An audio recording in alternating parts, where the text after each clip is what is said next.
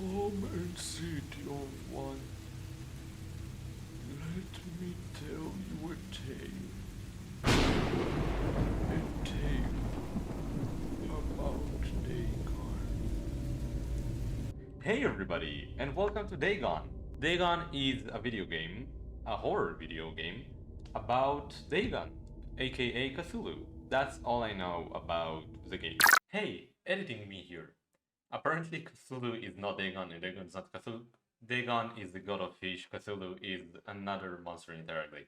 Sorry about the misunderstanding, and let's get back to the video. I know it's about Cthulhu, I know they're about stories, I checked the options to change the voice, the audio, and I noticed there are voiceovers. So that's going to be really nice because I'm a very slow reader. I'm very excited to go into the game. It looked amazing on Steam. If you want to check it out yourself before I'm starting to play, because there will be spoilers, of course, make sure to go to the link downstairs. I linked the Steam, and it's for free. You can do whatever you want. And let's start. Dagon is a faithful interactive adaptation of H.P. Lovecraft work focused on story and atmosphere. You will not find difficult choices, action sequences, or inventory management here, and movement is limited to progression through location along with the plot. I am writing this under an appreciable mental strain, since by tonight I shall be no more. Okay, we can look around. Oh, the sound effects are really good. Okay, if I click... Okay, I click. During the game, you will encounter interactive elements. Some of them will allow you to continue your journey, others reveal interesting facts about the original short story, its historical background and author. Okay, like that. That means that's like something we could interact with. Question mark, more information. Some of the trivia is hidden. In order to find these secrets, focus your eyes and look at the elder sign. Ooh, okay, so you can use the right click to zoom in. Zoom in. Okay, I can't move. I can move with the arrows. I'm clicking the arrow keys right now. Okay. Ooh, we're heavy drinkers, huh? Okay. Penniless, and at the end of my supply of the drug which alone makes life endurable, I can bear the torture no longer, and shall cast myself from this garret window into the squalid street below. No, we're going to kill ourselves? Do not think from my slavery to morphine that I am a weakling or a degenerate. I love the sound effects, they are so good. When you have read these hastily scrawled pages, you may guess, though never fully realize, why it is that I must have forgetfulness or death. Okay. Oh, I don't know what is it about the game. Everything looks like it's on a slope. Or the camera just makes it look very... Ooh, it makes it nauseous. Okay. Morphine and turned into... Okay, I can't read that font. You can read the discovery trivia immediately or go back to them later in the main menu. Turn off displaying trivia if you find the feature distracts you from the story. This can be changed anytime in the options. Show trivia upon finding them. Okay, I think we will turn the trivia off. Okay, so it's going to be just the main story. It was in one of the most open and least frequented parts of the broad Pacific that the packet of which I was supercargo fell a victim to the German sea raider. The German sea raider, aka Cthulhu. He works with the Nazis. It's way before even World War II. The Great War was then at its very beginning, and the ocean forces of the Hun had not completely sunk to their later degradation.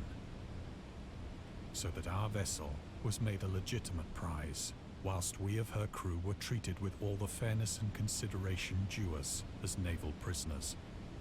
Ooh, okay. They were taken prisoners by the German ship.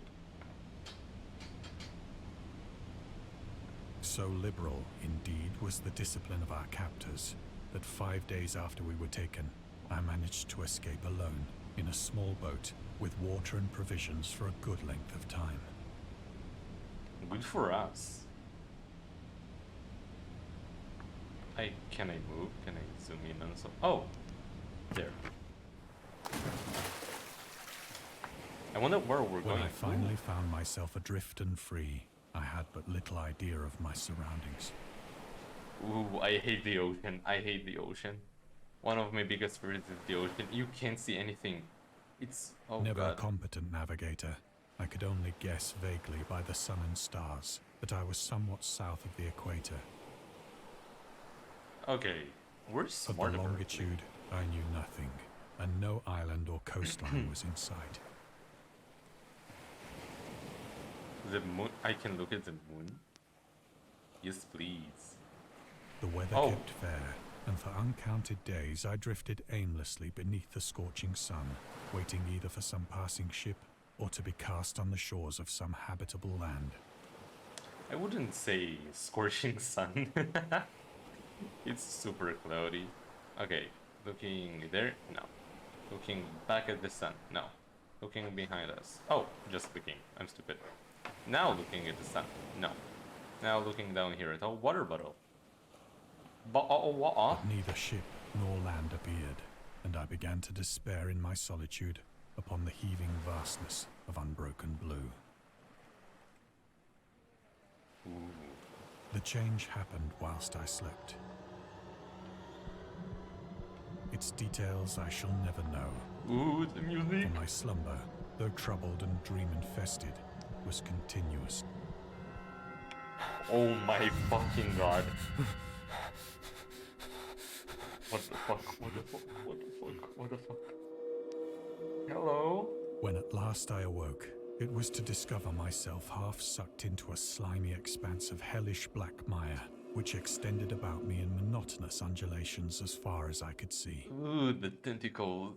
and in which my boat lay grounded some distance away. Though one might well imagine that my first sensation would be of wonder at so prodigious and unexpected a transformation of scenery, I was in reality more horrified than astonished. Okay. I really don't know where the story is going to go. Is this a dream? Is this like... Did he dream that on the boat? For there was in the air, and in the rotting soil, a sinister quality which chilled me to the very core. Oh, it's chilling me too, buddy. Oh, look at... Oh, what is that? Oh, why is there more The tentacles? region was putrid with the carcasses of decaying fish, and of other, less describable things which I saw protruding from the nasty mud of the unending plain. Ugh. Perhaps I should not hope to convey in mere words the unutterable hideousness that can dwell in absolute silence and barren immensity. Oh, look, it's a starfish. There was nothing within hearing, and nothing in sight, save a vast reach of black slime. No, no, Yet no, the very no. completeness of the stillness and the homogeneity of the landscape oppressed me with a nauseating fear. The sun was blazing down from a sky which seemed to me almost black in its cloudless cruelty, as though Oh my reflecting the inky God. marsh beneath my feet. The story is like... I love the way that it's like... reading the story out loud in front of you in a way that's like... Like he wrote the letter and you're experiencing the writing. As I crawled into the stranded boat, I realized that only one theory could explain my position. A film theory. Through some unprecedented volcanic upheaval, a portion of the ocean floor must have been thrown to the surface, exposing regions for which innumerable millions of years had lain hidden under unfathomable watery depths. So his theory is that somehow or something brought the ocean floor above the surface, and that's what he's seeing right now. So great was That's the what I'm extent getting of the from new that. land which had risen beneath me that I could not detect the faintest noise of the surging ocean, straining my ears as I might. nor were there any seafowl to prey upon the dead things. Okay. I hate this. Oh, it's so gross. For several hours I sat thinking or brooding in the boat, which lay upon its side and afforded a slight shade as the sun moved across the heavens. Across the heavens. I don't see anything up there. Do you see anything up there? No. Oh, it's clicking. As the day progressed, the ground lost some of its stickiness and seemed likely to dry sufficiently for traveling purposes in a short time. Ooh, that's good for us, I'm guessing. That night I slept but little, and the next day I made for myself a pack containing food and water, preparatory to an overland journey in search of the vanished sea and possible rescue. Okay. We got taken away by German people. Like by a German ship. We managed to escape alone at night. Now, we went to sleep, woke up in this section of the sea. On the third morning, I found the soil dry enough to walk upon with ease. The odor of the fish was maddening, but I was too much concerned with graver things to mind so slight I an think evil, you'll get and used to set the out odor. boldly for an unknown goal. Into the distance we go. Ugh, the sound effects. All day I forged steadily westward, guided by a faraway hummock which rose higher than any other elevation on the rolling desert. On the rolling desert. Oh my god, what is that? Oh, are these... Oh, I hate that. Into the distance we go. Ooh, a whale. I love whales. No. They even have like an orca plushie. That night I encamped, and on the following day still travelled toward the hummock, though that object seemed scarcely nearer than when I had first espied it. What are these huge tentacles? It's not Cthulhu. Cthulhu won't just lay dead here, but damn it, is it a giant squid? Or octopus.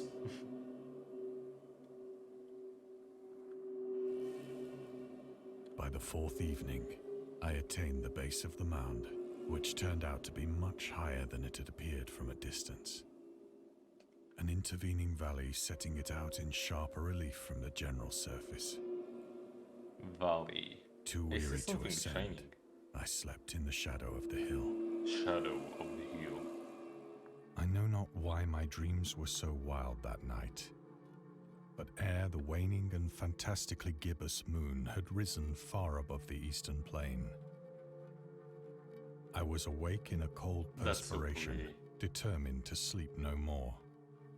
Such visions as I had experienced were too much for me to endure again. And in the glow of the moon I saw how unwise I had been to travel by day. Without the glare of the parching sun, my journey would have cost me less energy. Indeed, I now felt quite able to perform the ascent which had deterred me at sunset. Picking up my pack, I started for the crest of the eminence. Oh, I wanted to pick it up. Oh, never mind, I am picking it up. I have said that the unbroken monotony of the rolling plain was a source of vague horror to me. But I think my horror was greater when I gained the summit of the mound and looked down the other side into an immeasurable pit or canyon. Ooh, I want to Whose see that. black recesses the moon had not yet soared high enough to illumine. I felt myself on the edge of the world, peering over the rim into a fathomless chaos of eternal night. Through my terror ran curious reminiscences of Paradise Lost, and of Satan's hideous climb through the unfashioned realms of darkness. As the moon climbed higher in the sky, I began to see that the slopes of the valley were not quite so perpendicular as I had imagined. Okay, so let's just Ledges go down. and outcroppings of rock afforded Ugh. fairly easy footholds for a descent, Then let's descend. whilst after a drop of only a few hundred feet, the declivity became very gradual. Okay, skadoosh. Let's step down.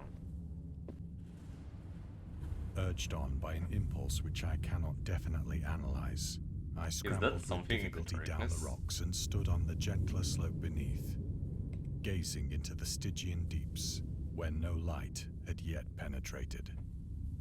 What do you mean no light? The moon is right there. All at once, my attention was captured by a vast and singular object on the opposite slope, which There is rose something steeply here. about 100 yards ahead of me. An object that gleamed whitely in the newly bestowed rays of the ascending moon. Step, step. That it was merely a gigantic piece of stone, I soon assured myself.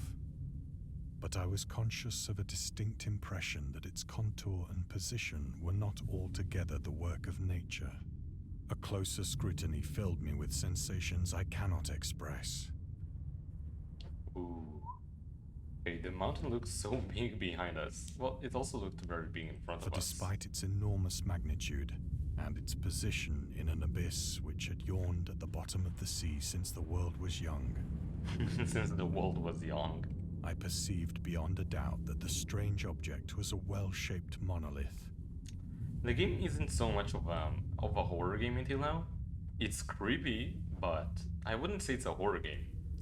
It's very good though. I very like how it's gone till now. It's like living a story. Whose massive bulk had known the workmanship and perhaps the worship of living and thinking creatures. Dazed Thinking and frightened, creatures. yet not without a certain thrill of the scientist's or archaeologist's delight, I examined my surroundings more closely. Your surroundings. Ugh, the sound effects. They're so squishy. The moon, now near the zenith, shone weirdly and vividly above the towering steeps that hemmed in the chasm. Oh, oh no, there are symbols on it. Talking about sea and water, don't forget to drink. H2O. Nothing better. And revealed the fact that a far-flung body of water flowed at the bottom, winding out of sight in both directions and almost lapping my feet as I stood on the slope.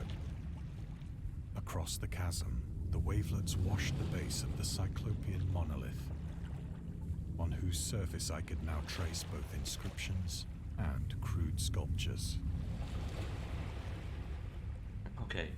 I see some shining parts. I think it's just texture problems. The writing wow. was in a system of hieroglyphics unknown to me and unlike anything I'd ever seen in books, consisting for the most part of conventionalized aquatic symbols such as fishes, eels, octopi, Fishes. crustaceans, mollusks, whales, and the like. Several characters obviously represented marine things which are unknown to the modern world, but whose decomposing forms I had observed on the ocean-risen plain. It was the pictorial carving, however, that did most to hold me spellbound. Cthulhu? Okay. That noise. That... okay, I thought it would do something. Plainly visible across the intervening water, on account of their enormous size, were an array of bas-reliefs whose subjects would have excited the envy of a Doré. I think that these things were supposed to depict men, at least a certain sort of men. He means like right down there. I can't look more down. It stops me physically. Though the creatures were shown disporting like fishes in the waters of some marine grotto, or paying homage at some monolithic shrine which appeared to be under the waves as well. Of their faces and forms I dare not speak in detail, for the mere remembrance makes me grow faint.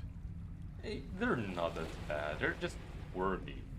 Grotesque beyond the imagination of a Poe or a Bulwer. They were damnably human in general outline, despite webbed hands and feet. Glassy, bulging eyes, and other features less pleasant to recall. Curiously enough, they seem to have been chiseled badly out of proportion with their seeming Oh, one of I the can skip creatures it. was shown Whoops. in the act of killing a whale, represented as but little larger than himself. Not a whale. Is that the I whale we saw remarked, back there? as I say, their grotesqueness and strange size.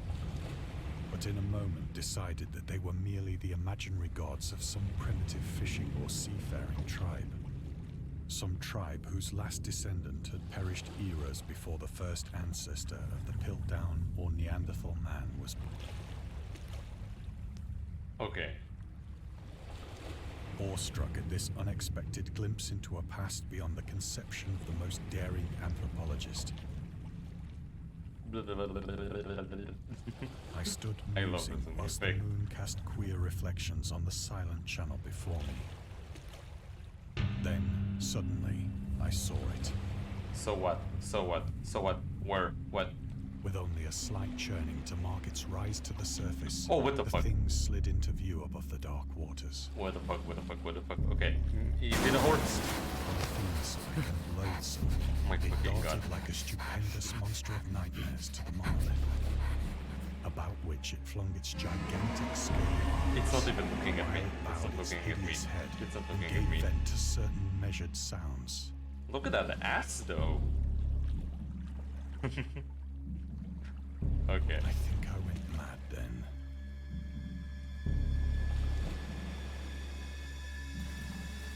Of my frantic ascent of the slope and cliff, and of my delirious journey back to the stranded boat, I remember little. Ooh. Why is it all wobbly? We're on our way back to the boat, I'm guessing. Although, the boat is still not a good place to be on. I believe I sang a great deal, and laughed oddly when I was unable to sing. Oh no, it's Cthulhu. He's doing stuff to us. That was Cthulhu, so wasn't it? It was Cthulhu. I have indistinct recollections of a great storm sometime after I reached the boat. It's so clear though. At any rate, I know that I heard pearls of thunder and other tones which nature utters only in her wildest moods. What's the sound? What's the sound? What's happening? Why are we fainting again? Please don't be another jump scare. When I Oh. came out of the shadows, I was in a San Francisco hospital, Huh. Nothing scary about San Francisco. brought thither by the captain of the American ship which had picked up my boat in mid-ocean.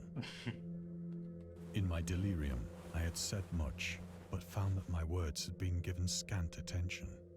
Of any land upheaval in the Pacific, my rescuers knew nothing. Nor did I deem it necessary to insist upon a thing which I knew they could not believe. Christian hospital. And hey, that is the leaf. Oh, we could probably read about it if I turn it on.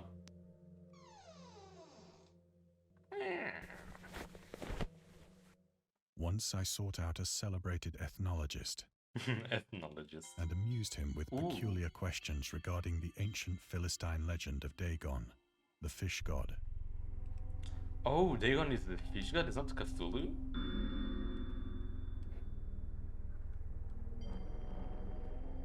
That room looks cool though.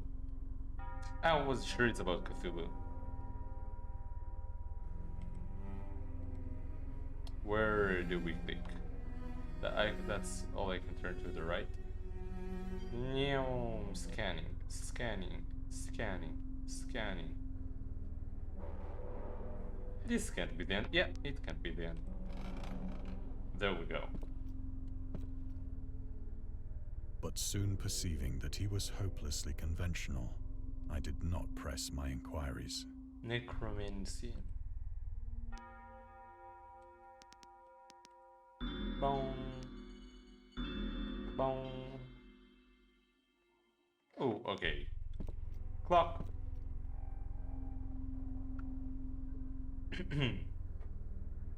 Can I look at something? Oh. I'm guessing here I can read about stuff. You know what? Let's turn it back on. These stuff looks cool. Show trivia upon finding them.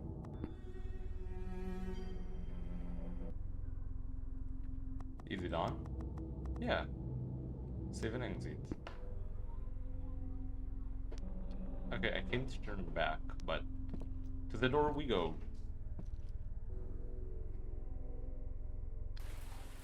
It is at night, especially when the moon is gibbous and waning, that I see the thing. Ooh, the walls look like they have clams, not clams, but what is the thing that's growing on the outside of boats?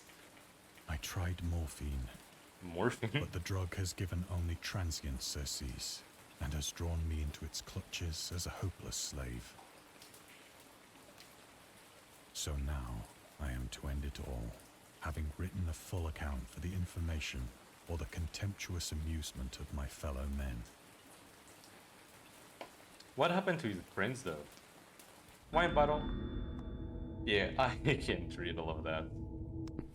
I'm a very bad reader. Chug chug. Often, I ask myself if it could not all have been a pure phantasm. A mere freak of fever as I lay sun-stricken and raving in the open boat after my escape from the German man-of-war. Ooh, that's so bright. This I ask myself, but ever does there come before me a hideously vivid vision in reply. I cannot think of the deep sea without shuddering at the nameless things that may at this very moment be crawling and floundering on its slimy bed, worshipping their ancient stone idols and carving their own detestable likenesses on submarine obelisks of water-soaked granite. I dream of a day when they may rise above the billows to drag down into their reeking talons the remnants of puny, war-exhausted mankind. Of a day when the land shall sink and the dark ocean shall ascend amidst universal pandemonium. No, oh. I want a story about this. This looks so cool.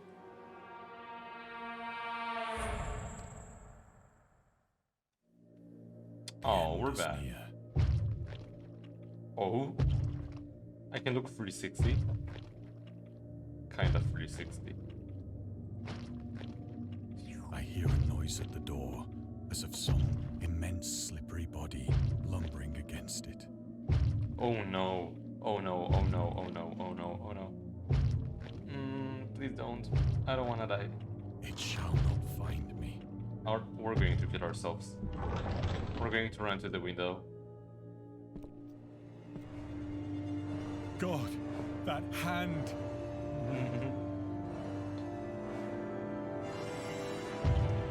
The window! The window! The window! Fast.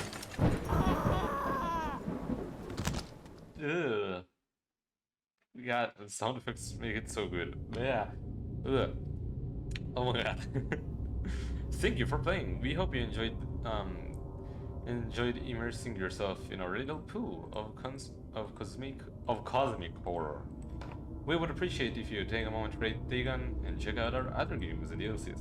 Sadly, these games cost money, otherwise I would be happy to play them.